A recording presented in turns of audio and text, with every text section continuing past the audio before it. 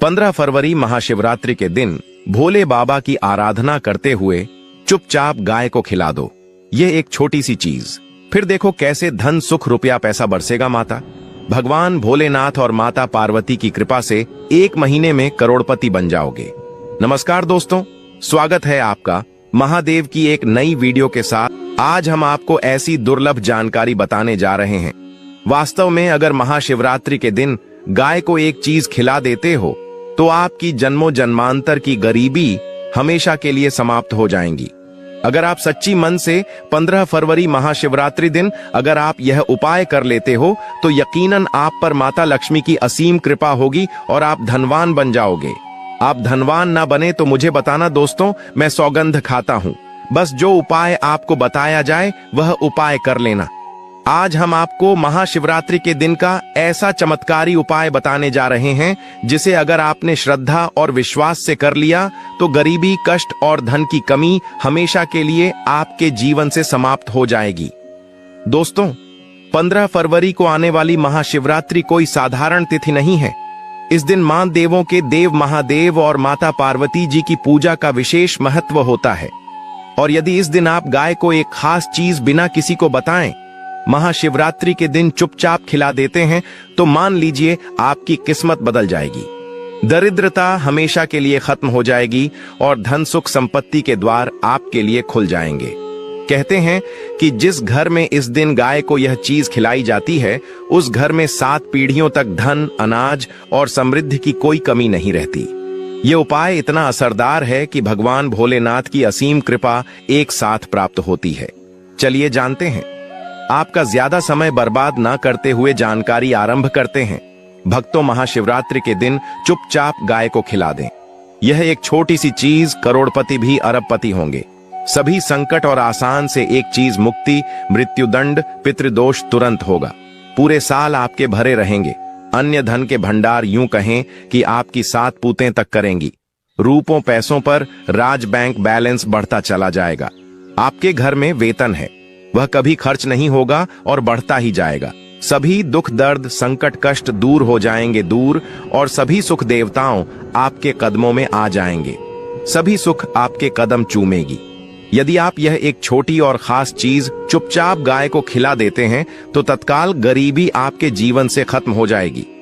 योग से राजा बन जाता है और 33 कोटि देवी को धारण करने वाली गौ माता की असीम कृपा व्यक्ति पर आजीवन बसती है।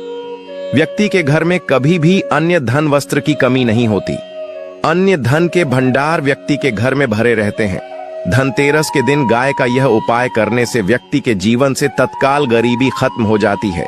तो दोस्तों, कौन कौन से बेगौ माता से जुड़े खास और महत्वपूर्ण उपाय हैं जिन्हें यदि धनतेरस के दिन कर लेते हैं?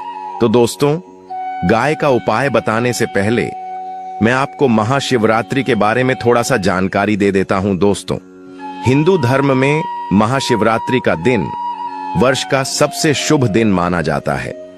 महाशिवरात्रि की शाम को जब दीपक जलाए जाते हैं और घर आंगन रोशनी से भर जाता है तो माता लक्ष्मी साक्षात उस घर में प्रवेश करती हैं। परंतु शास्त्रों में लिखा है, जिसने महाशिवरात्रि की शाम को गौ माता को प्रसन्न किया उसने स्वयं माता लक्ष्मी को प्रसन्न किया। दोस्तों, जिस दिन का इंतजार दुनिया भर के हर पंडित, एस्ट्रोलॉजर और हर हिंदू भाई हैं को पूरे साल भर से रहता है, वह दिन अब आ गया है। दोस्तों, आपकी जानकारी के लिए बता दें, हिंदू धर्म में महाशिवरात्रि का पर्व बहुत ही धूमधाम से मनाई जाती है। इसमें सबसे पहले भगवान भोलेनाथ के साथ साथ गौ माता पूजा की जाती है। देवी देवताओं की पूजा की जाती है, लेकिन इनमें सबसे ज्यादा महत्व महाशिवरात्रि माता लक्ष्मी का माना जाता है। शास्त्रों में, वेद पुराणों में साफ साफ लिखा हुआ महाशिवरात्रि के दिन माता भगवान भोलेनाथ जी का आशीर्वाद प्राप्त करने का सबसे सुनहरा दिन होता है। इस दिन भगवान भोलेनाथ और माता पार्वती जी बहुत ही ज्यादा प्रसन्न मुद्रा में होते हैं और अपने हर भक्त के घर में जाती है और अपने दोनों हाथों से अपने भक्तों पर कृपा बरसाते हैं। एक तरफ दोस्तों मान्यता है, महाशिवरात्रि के दिन जो सूर्य होता है वह अन्य दिनों के मुकाबले सबसे ज्यादा प्रकाशमान होता है। महाशिवरात्रि के दिन सूर्य देवता को आगे दिया जाता है। महिलाएं महाशिवरात्रि पर भगवान भोलेनाथ के लिए महाशिवरात्रि का व्रत पूर्ण जन्म में किए हुए पापों से मुक्ति पाने और अपने घर के निर्धनता गरीबी को समाप्त करने के लिए महाशिवरात्रि व्रत रखती है। दोस्तों, अगर आप नहीं जानते तो आपकी जानकारी के लिए बता दें, एक व्यक्ति की कुंडली में अगर चंद्र ग्रह की स्थिति अच्छी है तो उसे व्यक्ति का भाग्य हमेशा उसका साथ देता है। वह व्यक्ति जिस कार्य को भी शुरू करता है उसे कार्य में उसको सफलता प्राप्त होती है। इसीलिए महाशिवरात्रि को हमारे हिंदू धर्म में बहुत ही ज्यादा विशेष और खास महत्व दिया गया है। आप लोगों की जानकारी के लिए बता दें, इस बार की महाशिवरात्रि के दिन कुल 62 तरीके के शुभ योग बन रहे हैं। कई सालों के बाद सूर्य का प्रकाश इतना प्रकाशमान होगा जितना कभी नहीं हुआ। 144 साल में ऐसा दुर्लभ संयोग बनने जा रहा है। लक्ष्मी योग, ग्रह योग, नक्षत्र योग, अमृत सिद्धि योग जैसे शुभ योग का निर्माण हो रहा है, क्योंकि महाशिवरात्रि के समय में पूरे दिन का व्रत करना चाहिए और माता लक्ष्मी का आशीर्वाद प्राप्त होता है।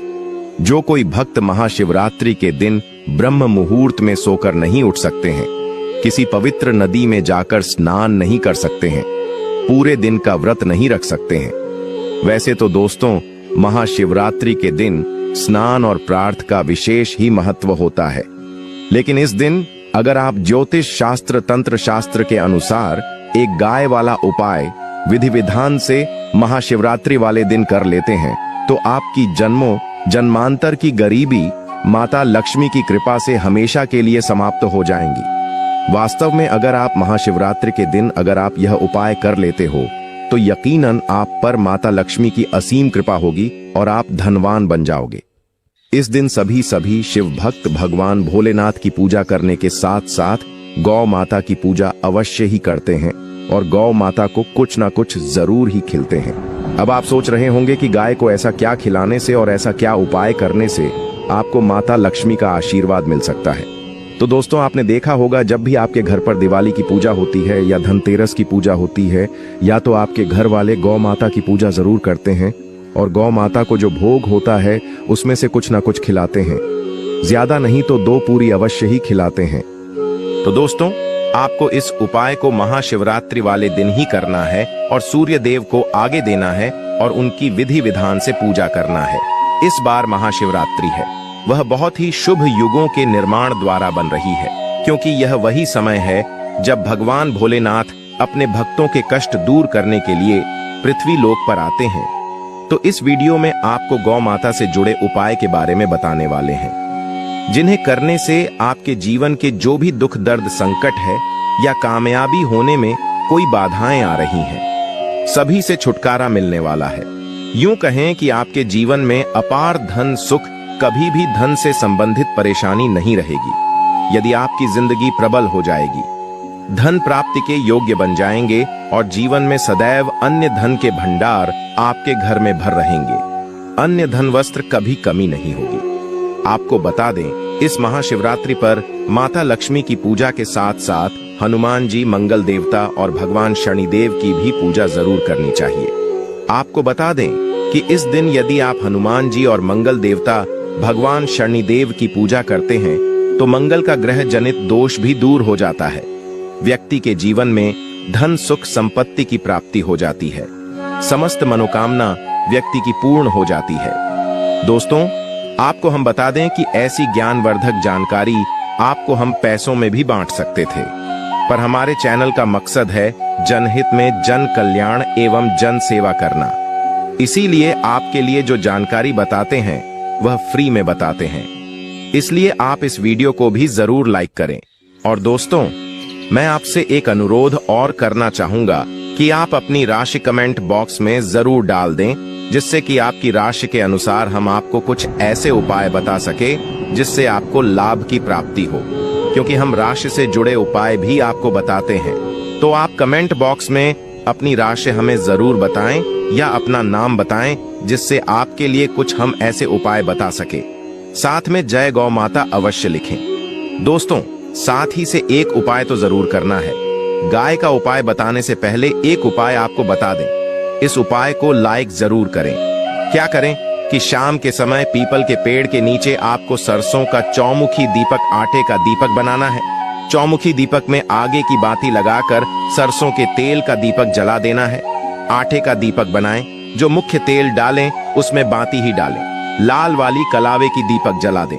4-4 बाती लगाकर चारों दीपक मतलब 4 भाग उसके बन जाएं। हर एक भाग को जलाएं और बीच में 2 सबूत फूल वाले लौंग भी डाल दें। फिर देखिए कैसे चमत्कार आपके जीवन में होता है। शाम के समय जलाकर उसे छोड़ें, मनोकामना मांगकर छोड़ दें। दोस्तों, अभी तक अपने चैनल को सब्सक्राइब ना किया हो तो जरूर कर लें, इससे आपको और भी ज्ञानवर्धक जानकारी सीधे माध्यम से प्राप्त हो सके। दोस्तों, यह गौ माता वाला उपाय बहुत ही प्रभावशाली उपाय बताया। मैंने आपको इस उपाय को जरूर करें, बहुत ही लाभकारी उपाय बताया है, बहुत ही आपको लाभ देगा यह उपाय।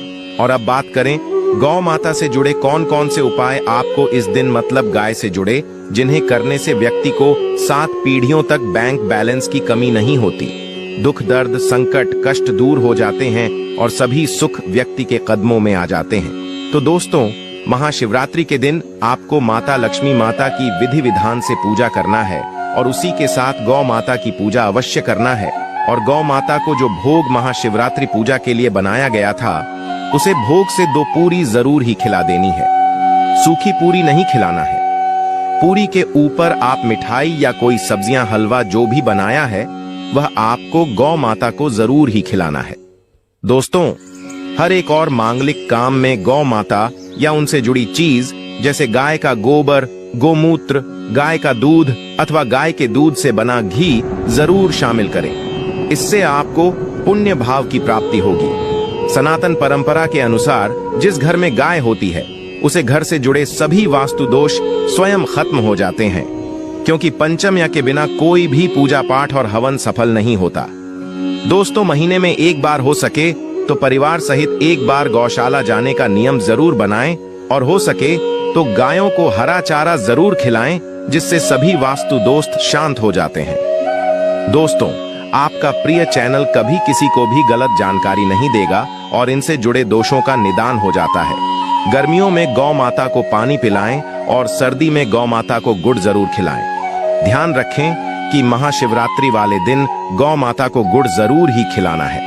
गर्मियों में गाय को गोदना खिलाए। अनेक देवी देवताओं को अपने शरीर पर धारण करने वाली गौ माता से जुड़े कई शुभ और अशुभ संकेत भी होते हैं। मतलब गाय का दूध दौते समय यदि गाय ठोकर मार दें और सारा दूध बिखर जाए तो अपशगुन होता है।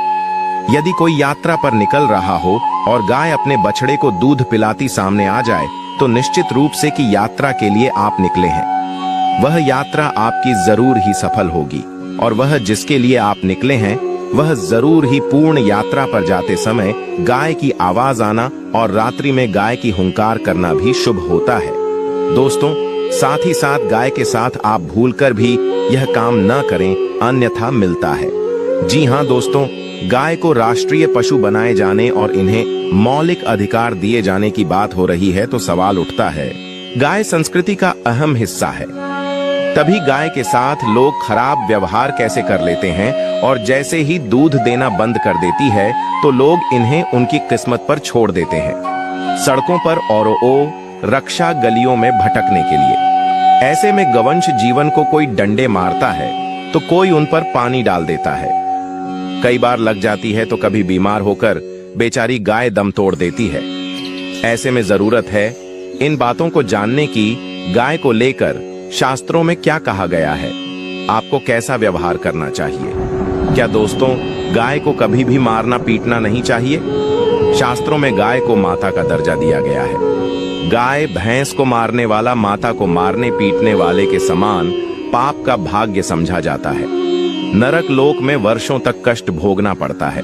अगले जन्म पशु योनि में मिलता है कि गौतम मुनि ने गलती से गाय को डंडा मार दिया था, जिस गाय की मृत्यु हो गई थी, और इस पाप से मुक्ति के लिए इन्हें वर्षों तक तपस्या करनी पड़ी। इसलिए यह धनतेरस पर भगवान श्री कृष्ण जी ने बैल स्वरूप में आए वृद्ध आश्रम का वध कर दिया था, जिससे मुक्ति के लिए भगवान श्री कृष्ण को संपूर्ण तीर्थ को एक कुंड में बुलाना पड़ा और इस कुंड में स्नान से वह पाप मुक्त हो गए थे। ये दोस्तों साथ ही साथ पानी पी रही गाय को भागते हैं, वह घोर पापी के भंग बनाकर होते हैं।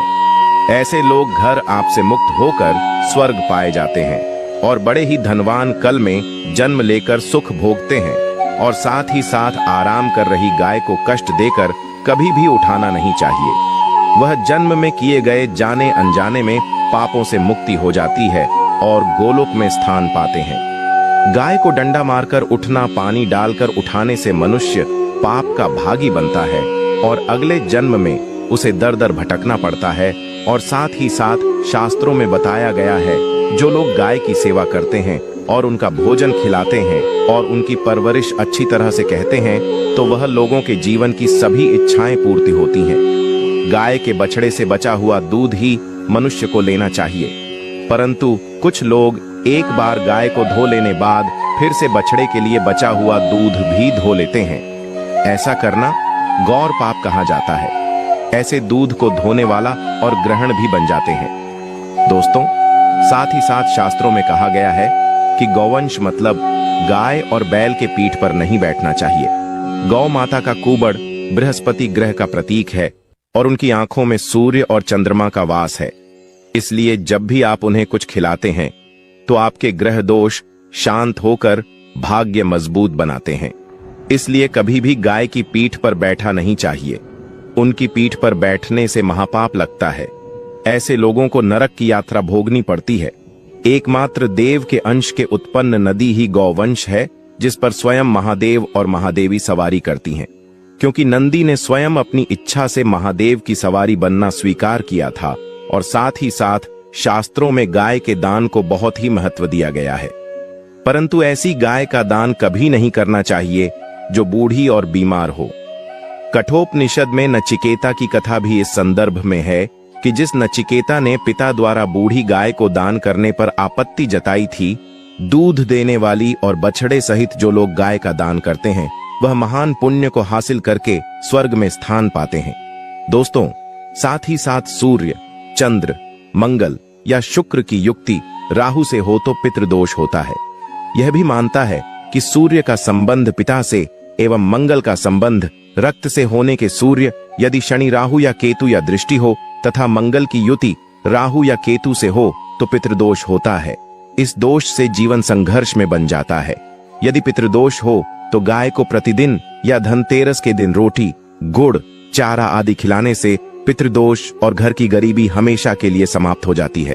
दोस्तों, हर एक और मांगलिक काम में गौ माता या उनसे जुड़ी चीज जैसे गाय का गोबर, गोमूत्र, गाय का दूध अथवा गाय के दूध से बना घी जरूर शामिल करें। इससे आपको पुण्य भाव की प्राप्ति होगी। सनातन परंपरा के अनुसार जिस घर में गाय होती है, उसे घर से जुड़े सभी वास्तु दोष स्वयं खत्म हो जाते हैं। गाय के ऊपर जो कुबड़ होती है वह बृहस्पति गुरु है। अतः जन्मत्री में यदि बृहस्पति अपनी नीच राशि मकर में हो या अशुभ शिवलिंग में जा रहे हो और सामने से गौ माता आई हुई दिखाई दे, तो गौ माता को अपनी दाहिनी ओर से जाने देना चाहिए। आपकी यात्रा जरूर ही सफल होगी। और साथ ही साथ यह संकेत भी जान लें, यदि आप यात्रा पर जा रहे हैं और सामने आपके गाय पड़ जाए अथवा अपने बछड़े को दूध पिलाती हुई सामने गए दिखाई दे जाए, तो समझ जाना कि वह यात्रा आपके लिए जरूर ही सफल होगी। और साथ ही साथ जिस घर में गाय होती है उसमें वास्तु दोष स्वतः ही खत्म हो जाता है। और आप भी रोटी बनाएं, प्रतिदिन ताजी रोटी ही बनाएं। गाय को अगर आपने रोटी बनाई है तो कोशिश करें कि उसे रोटी को आप तुरंत ही गाय को खिला दें। अगर आप उसे रोटी को रख देंगे और उसे रोटी को अगले दिन देंगे तो वह रोटी बंसी मानी जाएगी। गाय को कभी भी बासी रोटी ना दें। इसे घर में नकारात्मक ऊर्जा वास करती है और आपकी बिल्कुल भी नहीं बनेंगे। इससे आपके घर में हमेशा दर्द देवता का वास रहेगा और आप जिस भी उसे काम में आपको हमेशा असफलता ही हाथ लगेगी। इसलिए कोशिश करें गाय को रोजाना ताजी रोटी बनाकर खिलाएं। बासी रोटी गाय को ना दें। और साथ ही साथ सड़ी गली चीज गाय को नहीं खिलानी चाहिए कि घर में कोई फल है, कोई सब्जी है, सड़ जाए तो लोग क्या करते हैं, गाय को देते हैं। नहीं, ऐसा नहीं करना चाहिए। ऐसा करने से यदि आप गाय को खिलाते हैं तो और आप आपके भाग्य बन जाते हैं। और साथ ही साथ आप आटे की 11 लोई यहाँ बनाकर उनके ऊपर हल्दी लगा के इसके बाद गाय को खिलाएं। हर एक लोही को मिला दें। माता गाय की आप चरणों की स्पर्श करें। या दोस्तों, ऐसा करने से आपके समस्त काम बनने लगेंगे। जो 2 हक का समय चल रहा है वह भी खत्म होगा। आपके जीवन में खुशियां ही खुशियां होंगी। और एक बार आप 7 बार गाय की परिक्रमा भी कर लें तो आपके समस्त कम होंगे। और साथ ही साथ आप गाय को जब भी रोटी दें, रोटी पर या तो आप थोड़ी हल्दी लगा लें, अगर अच्छा ना हो तो आप थोड़ा रख सकते हैं, थोड़ा घी रख सकते हैं। या दोस्तों, गाय को कभी भी सूखी रोटी ना खिलाएं। सूखी का मतलब गए रोटी रखें उसे, पर कुछ ना कुछ रख कर खिलाएं। हल्दी रख ले मिश्री की, या जो भी रख ले, मतलब खाली रोटी नहीं खिलानी। इस बात का जब भी आपको शुभ फलों की प्राप्ति होगी। जी हाँ दोस्तों, उपाय कुछ बातें जिन्हें आपको ध्यान में जरूर रखना चाहिए। या दोस्तों, वीडियो अच्छी लगी हो, वीडियो को लाइक करें, ज्यादा से ज्यादा अपने दोस्तों में शेयर करें। महाशिवरात्रि की रात तकिए के नीचे रुद्राक्ष रखना। महाशिवरात्रि की पावन रात्रि में यदि आप श्रद्धा और शांति के भाव से एक छोटा रुद्राक्ष स्वच्छ कपड़े में लपेटकर अपने तकिए के नीचे रखते हैं तो यह अभ्यास मन को एकाग्रता और संयम की दिशा में प्रेरित करने वाला माना जाता है। रुद्राक्ष को शिव का प्रिय प्रतीक कहा गया है और इसका भावार्थ है आंतरिक स्थिरता, धैर्य और सजगता। सोने से पहले 11 बार AUM नमः शिवाय का जप करें, फिर शांत मन से रुद्राक्ष को सिरहाने रखें और यह संकल्प लें कि आप क्रोध, भय और अस्थिरता को त्याग कर संतुलित जीवन की ओर बढ़ेंगे। यह अभ्यास कोई चमत्कार नहीं, बल्कि मन को अपने संकल्प की याद दिलाने का माध्यम है।